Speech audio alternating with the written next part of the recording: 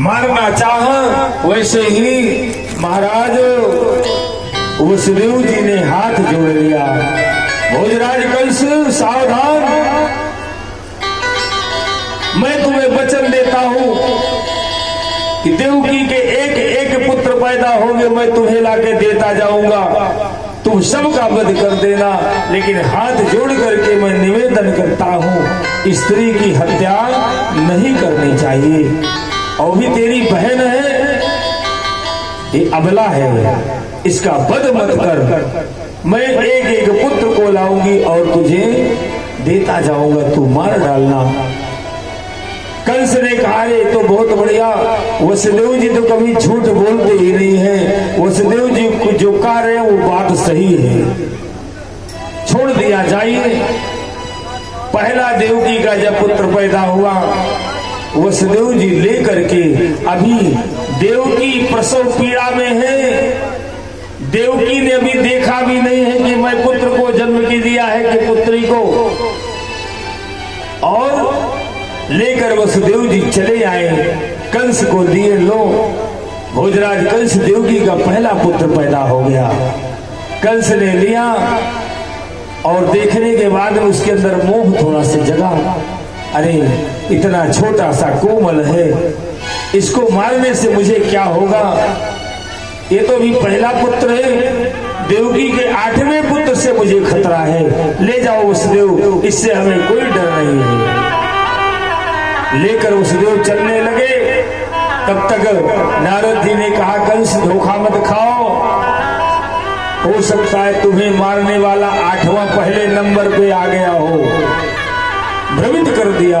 कंस तत्काल वसुदेव को पुनः बुलाया और उस बालक को लेकर के हाथ पैर को पकड़ा, शिरा पे पटक दिया, उसका प्राण निकल गया। ऐसे करके कहते 6 पुत्रों को कंस ने मार डाला। आज देवकी ने एक भी पुत्र को अभी अपने नेत्रों से देखा नहीं है, केवल पैदा किया है और उनका कंस ने मार डाला है। भगवान के पास में सारे देवता गए, भगवान से निवेदन किया, प्रभु ये कंस का कैसा अत्याचार चल रहा है। भगवान ने 7वें गर्भ में महाराज बलराम जी को भेज दिया। शेषा अवतार भगवान देवकी के गर्भ से संकर्षण क्रिया के द्वारा योग माया ले जाकर के रोहिणी के गर्भ में स्थापित कर दिया, और 8वें गर्भ के रूप में हमारे भगवान साक्षात श्री हरि मन बना रहे हैं। अब मुझे मैया देवकी को पवित्र करना है, उनके संकट को दूर करना है। जे ज्ञानवान विमत्त तव भवहरनि भक्ति न आदरी, ते पाई दुर्लभ पदादपि परत हम देखत हरि।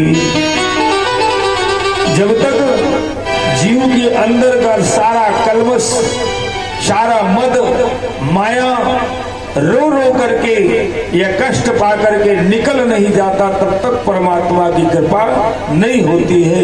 ये एकदम स्पष्ट समझ लेना आप लोग। भगवान के लिए रोना पड़ेगा, भगवान के लिए गाना पड़ेगा, भगवान के लिए त्याग करना पड़ेगा। आज देवकी मैया ने बहुत बड़ा त्याग किया और आज वह दिन आया। सत्यव्रतम सत्य पराम त्रिसत्यम सत्यस्य योनिं निहितं च सत्यम सत्यस्य सत्यामृत सत्य नेत्रम सत्यात्मकं त्वां शरणं प्रपन्नाः। शृण्वन् गृह्णन् संस्मरन् यश्च चिन्तयन् नमामि रूपाणि च मंगलानि ते क्रियासु यच्चरणारविन्दयोराव विष्णुचेतान भावा ये कल्पते। भगवान की कृपामयी दृष्टि जिसके ऊपर पड़ जाए उसका जीवन धन्य हो जाता है। आज भगवान ने मन बनाया और उस कारागृह में भगवान का प्रागट्य होता है। जैसे भगवान प्रकट हुए उस कारागृह का अंधकार समाप्त हो जाता है और प्रकाशमान पूरा हो गया। अत सर्व गुणों पे तहा काला परम शोभना। देवकी और वसुदेव दोनों ने हाथ जोड़ करके भगवान को देखा। ब्रह्मांड निकाया निर्मित माया रोम रोम प्रतिवेद कहे। सोमम उर्वासी या उपहासी सुरत धीरमती स्थिर ना रहे। आज तो एकदम आनंद में वसुदेव जी, कई जन्मों की तपस्या उनकी आज सफल हो रही है। भगवान ने सुंदर दर्शन दिया। भगवान ने यह भी कहा, देखो अभी कुछ देर के बाद में मेरा यह रूप छोटे से बालक के रूप में हो जाएगा।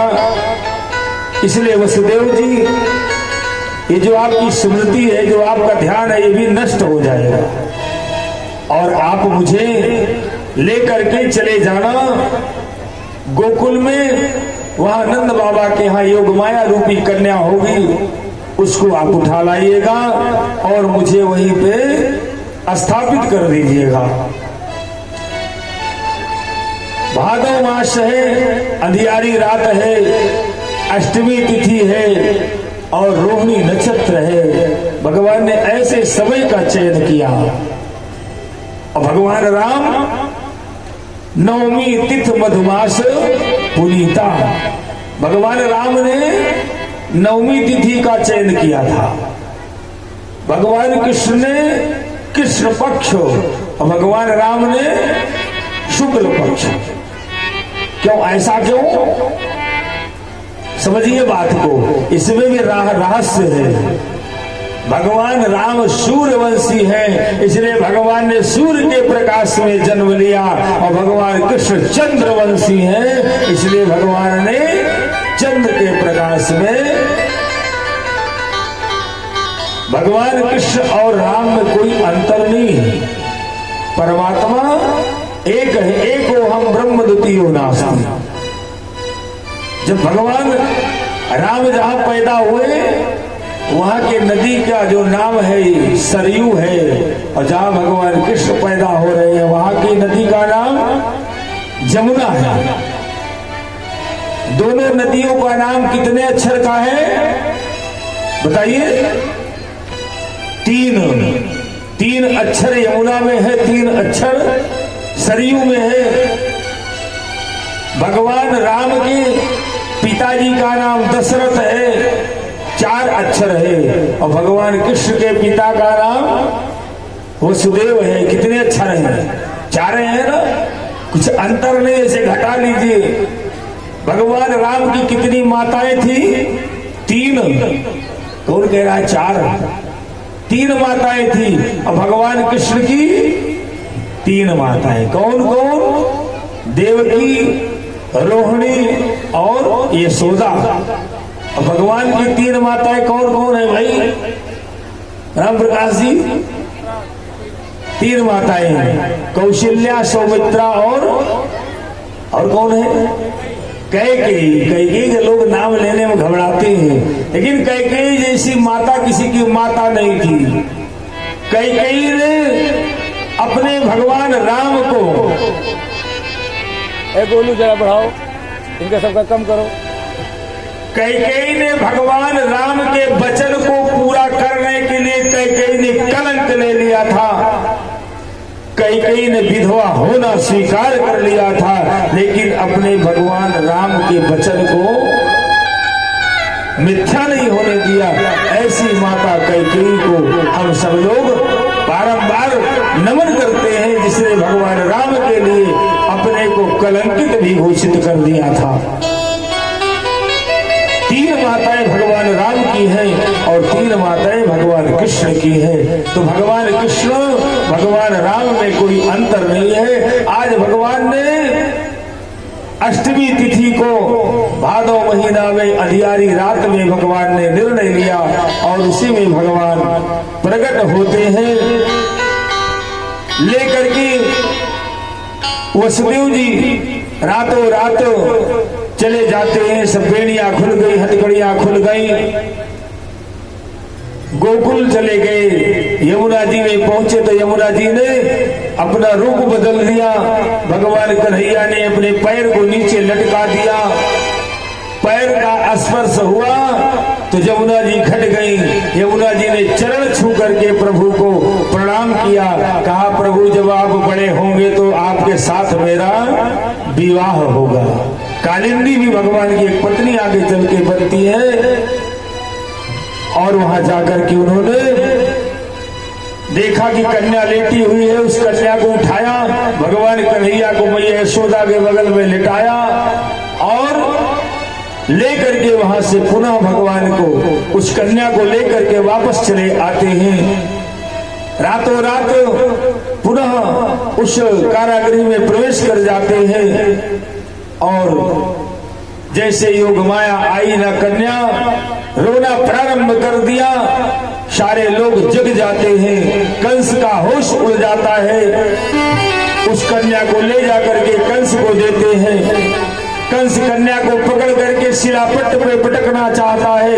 उसी समय वह कन्या हाथ से छूट करके आकाश में चली जाती है। झांकियों की कहाँ झांकियों की?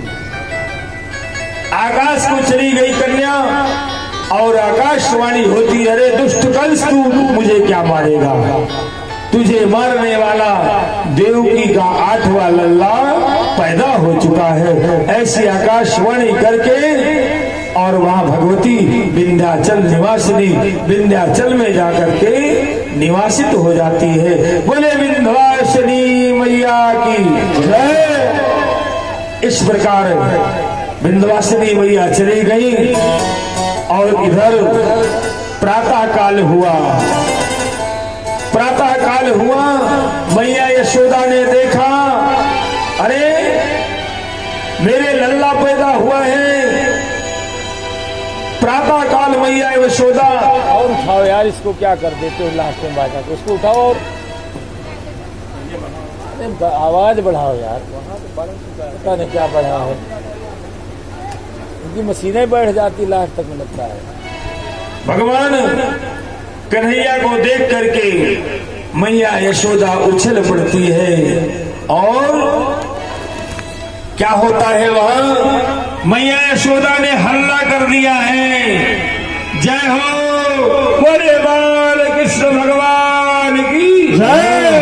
आज भगवान कृष्ण का प्रागट्य हो जाता है और मैया यशोदा आनंद विभोर हो जाती है और सब लोग मिलकर के बढ़िया आनंद कर रहे हैं। जयकारा जोर से बताइए, बोले कृष्ण भगवान